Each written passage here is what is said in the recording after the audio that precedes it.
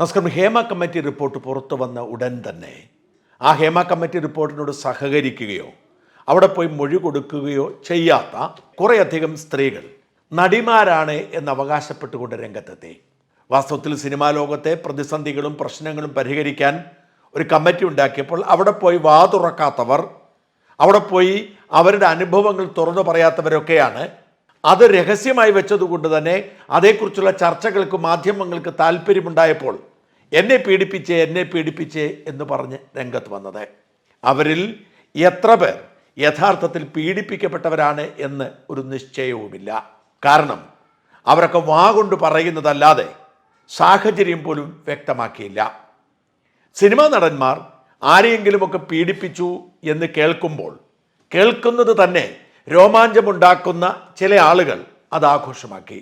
Cinema നടന്മാരോടും നടിമാരോടും നമുക്കിഷ്ടവും ആരാധനയും ഉണ്ടെങ്കിലും അവരുടെ സ്വകാര്യ ജീവിതത്തിലേക്ക് ഒളിഞ്ഞു നോക്കുക, അവരെക്കുറിച്ചുള്ള ഗോസിപ്പുകൾ തപ്പിയെടുത്ത് വായിക്കുക, അത് പറഞ്ഞ് ആനന്ദിക്കുക എന്നത് മലയാളികളുടെ ഒരു രീതിയാണ്.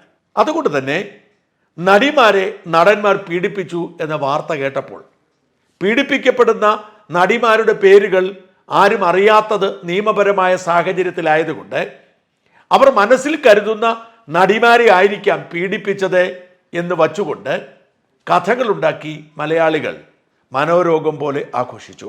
അതുകൊണ്ട് തന്നെ പല നടന്മാരും നിരപരാധികളായിരുന്നിട്ടും അവർ പീഡകരായി മാറി. ഇതിൽ പീഡിപ്പിച്ചവരൊക്കെ ഉണ്ടാവാം, എന്നാൽ പീഡിപ്പിക്കപ്പെട്ടവരൊക്കെ ആരോടും പറയാതെ ജീവിച്ചു പോകുമ്പോൾ ചിലർ തന്നെ പീഡിപ്പിച്ചേ എന്ന് പറഞ്ഞ് രംഗത്ത് വരികയും അത് നിരപരാധികളായ പലരുടെയും ഉറക്കം കെടുത്തുകയും ചെയ്തു. അങ്ങനെ വഴിയെ പോകുന്നവരെല്ലാം പീഡിപ്പിച്ചേ എന്ന് നിലവിളിച്ച ഒരു നടിയുണ്ടായിരുന്നു. ആ നടിയായതെങ്ങനെ, ആ നടി ഏതെങ്കിലും സിനിമയിൽ അഭിനയിച്ചിട്ടുണ്ടോ എന്നൊക്കെ സിനിമക്കാർക്ക് പോലും സംശയമാണ്. അവർ ഓരോ ദിവസവും ഓരോ നടന്മാരുടെ പേര് പറഞ്ഞു. ആകപ്പാടെ പേരിന് വേണ്ടി 2-3 സിനിമയിൽ അഭിനയിച്ച ആ നടിയെ മലയാള സിനിമയിലെ ഒരുമാതിരിപ്പെട്ട എല്ലാവരും ഓടിച്ചിട്ട് പീഡിപ്പിച്ചു എന്നായിരുന്നു അവരുടെ അവകാശവാദം. ഹേമ കമ്മീഷൻ ഉണ്ടാക്കിയിരിക്കുന്ന ഹൈപ്പിന്റെ പശ്ചാത്തലത്തിൽ ആർക്കെതിരെയെങ്കിലും എന്തെങ്കിലും ഒരു ആരോപണം ഉന്നയിച്ചാൽ കേസെടുക്കാതെ നിവൃത്തിയൊന്നുമില്ല. അതുകൊണ്ട് തന്നെ പരാതി കൊടുത്തതനുസരിച്ച് പോലീസ് FIR ഇട്ടുകൊണ്ടിരുന്നു. അനേകം നടന്മാർക്ക് പരാതി കാരണം പോയി ജാമ്യം എടുക്കേണ്ടി വന്നു. നടൻ മുകേഷ്, ജയസൂര്യ, ബാലചന്ദ്ര മേനോൻ, ഇടവേള ബാബു, മണിയൻപിള്ള രാജു തുടങ്ങി 8-9 നടന്മാർ ഈ നടിയെ പീഡിപ്പിച്ചു എന്നാണ് അവകാശവാദം. അതിൽ ചില പീഡന വാർത്തകളൊക്കെ വളരെ വിചിത്രമായിരുന്നു. ബാലചന്ദ്ര മേനോനെ കുറിച്ച് ആ പരാതിക്കാരി പറയുന്നത് ഹോട്ടൽ മുറിയിലേക്ക് വിളിച്ചു വരുത്തി. അവിടെ ചെന്നപ്പോൾ ബാലചന്ദ്ര മേനോൻ 2 നടിമാരെ പീഡിപ്പിച്ചുകൊണ്ടിരിക്കുകയാണ്. അതുകൊണ്ട് ഈ നടിയോട് വെയിറ്റ് ചെയ്യാൻ പറഞ്ഞു, ഊഴം കാത്ത്. അങ്ങനെ വെയിറ്റ് ചെയ്തു. ഒടുവിൽ ആ നടിയോട് പ്രകൃതി വിരുദ്ധ പീഡനം നടത്തി. ഇതിങ്ങനെ ഒരു ഉളുപ്പില്ലാതെ ലജ്ജയില്ലാതെ വിശേഷിപ്പിക്കുകയാണ്. കൂടെ കേരളത്തിലെ 2 മന്ത്രിമാരടക്കം അനേകം MLA-മാരും പീഡിപ്പിച്ചെന്ന് അവർ പറഞ്ഞു. പക്ഷെ ആ MLA-മാർക്കെതിരെയും മന്ത്രിമാർക്കെതിരെയും അവർ പരാതി കൊടുത്തിട്ടില്ല. നടന്മാർക്കെതിരെ അവർ കൊടുത്ത പരാതിയിൽ കേസെടുത്തു. അവരെല്ലാവരും പോയി മുൻകൂർ ജാമ്യവും എടുത്തു. ഇവരുടെ അന്തവും കുന്തവും ഇല്ലാത്ത പരാതിയെക്കുറിച്ച് വാർത്ത ചെയ്ത മാധ്യമപ്രവർത്തകർ പോലും പ്രതികളായി. നടി സ്വാസികയും ബീന ആന്റണിയും പോലും അവരെക്കുറിച്ച് എന്തോ പറഞ്ഞു എന്ന പേരിൽ കേസിലെ പ്രതികളായി. അങ്ങനെ സമൂഹത്തിൽ മാന്യമായി ജീവിച്ചിരിക്കുന്ന പലരെയും അവർ ബോധപൂർവം അപമാനിച്ചു എന്ന സാഹചര്യമുണ്ടായി. അവരുടെ പരാതിയിൽ കഴമ്പൊന്നുമില്ലെന്ന് പോലീസിന് മനസ്സിലായി, മാധ്യമങ്ങൾക്ക് മനസ്സിലായി. അവർ വെറുതെ ഒരു ഇമെയിലിലൂടെ പരാതി കൊടുക്കും, പോലീസ് അവരെ പേടിച്ച് കേസെടുക്കുമെന്നല്ലാതെ ഒരു തെളിവുമില്ലെന്നും ഈ കേസൊന്നും നിലനിൽക്കില്ലെന്നും പോലീസിന് പിടികിട്ടി, മാധ്യമങ്ങൾക്ക് പിടികിട്ടി. അതുകൊണ്ട് ചില ഓൺലൈൻ ചാനലുകളിൽ ഇരുന്നു കൊണ്ട് ഡയലോഗ് അടിക്കുന്നതിനപ്പുറത്തേക്ക് അവരുടെ പരാതി ഒരു സ്വാധീനവും സമൂഹത്തിൽ ഉണ്ടാക്കിയില്ല.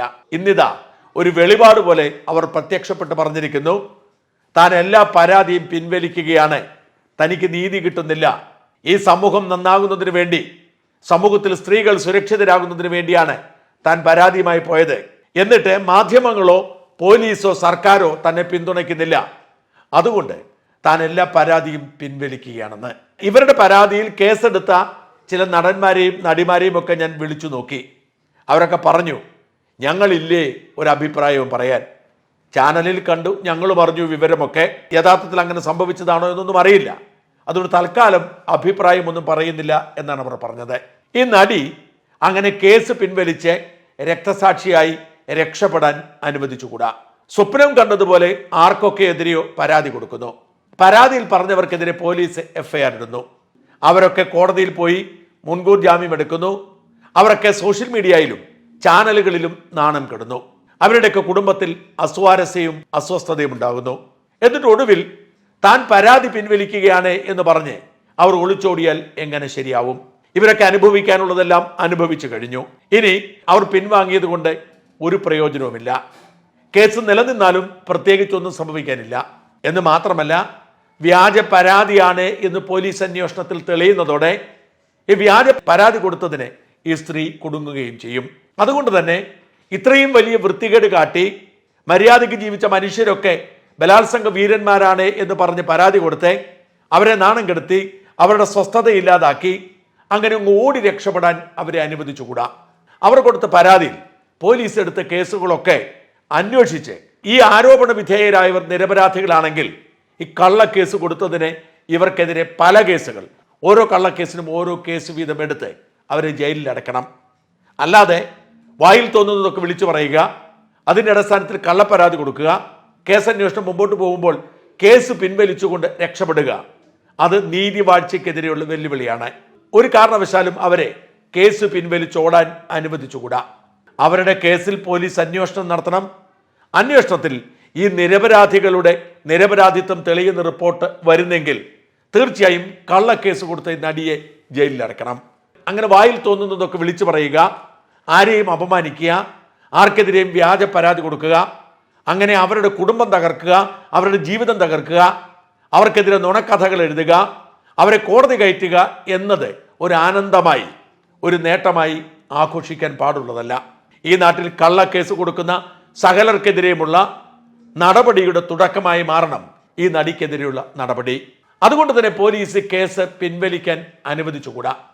അവർ അന്വേഷണത്തോട് സഹകരിക്കുന്നില്ലെങ്കിൽ അതും ഗൗരവമേറിയ കുറ്റകൃത്യമായി ചുമത്തണം.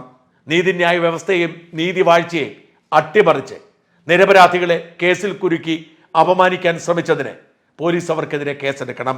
അല്ലാതെ അവരെ രക്ഷപ്പെടാൻ അനുവദിക്കരുത്.